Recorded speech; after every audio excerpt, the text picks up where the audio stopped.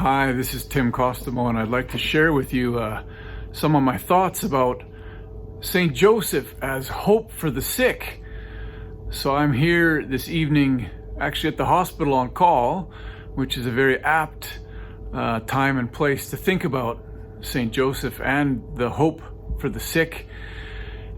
I really love St. Joseph, I guess would be my first thought. For a number of different reasons. In our parish, Christ the Redeemer, we have a statue of St. Joseph in the baptismal area, and it depicts him there with a piece of wood in one hand and an axe in the other hand. And I love that depiction because it shows St. Joseph as a man of action and a practical man. It shows him, as we know him, no spoken words of his are given to us in the New Testament, only his actions, and we see from his his actions that he was a protector, he was a guardian, he looked after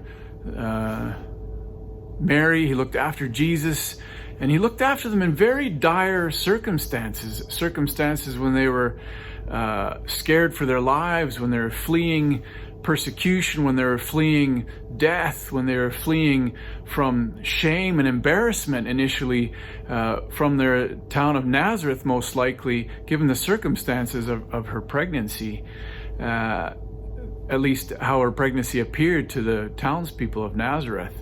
So he looked after his family in all these crazy circumstances. So I have a lot of respect for St. Joseph as a man of action. When I think of his title, St. Joseph, Hope for the Sick, the reason it speaks to me so much is that we will all be sick at some time in our lives. We will all experience suffering at some time in our lives. I personally have had surgery 6 times. I've had malaria, I've had dysentery on 5 continents. I've had 9 close calls with death. And I consider myself a young and reasonably healthy person. I work with people who are suffering. I'm waiting right now to do surgery on 2 patients with broken legs. So we will all face suffering and sickness in our lifetime. To me, in my practice, I see the huge difference between patients who have hope and patients who approach their suffering or their sickness with the strong spirit that a hope brings them.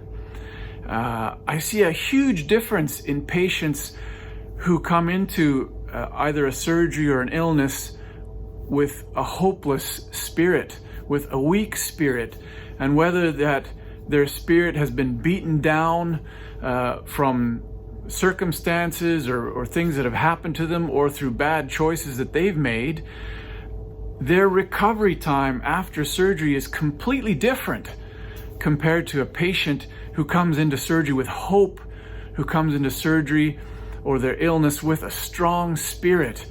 And so that's why I think hope is such an important factor.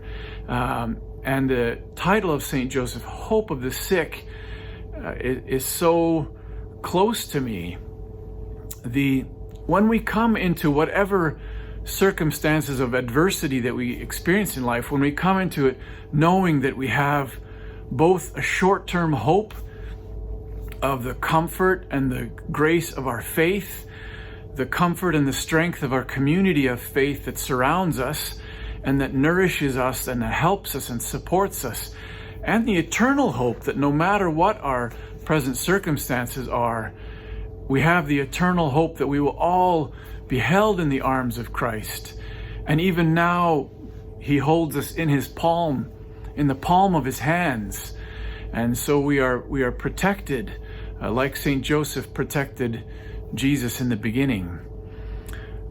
So this applies to all of us, this hope of the sick. And so I encourage you all to turn to St. Joseph as an example of hope of the sick, and know that our hope both now and eternally means that we can be strong, we can be courageous, we can live in the grace that is such a gift to us.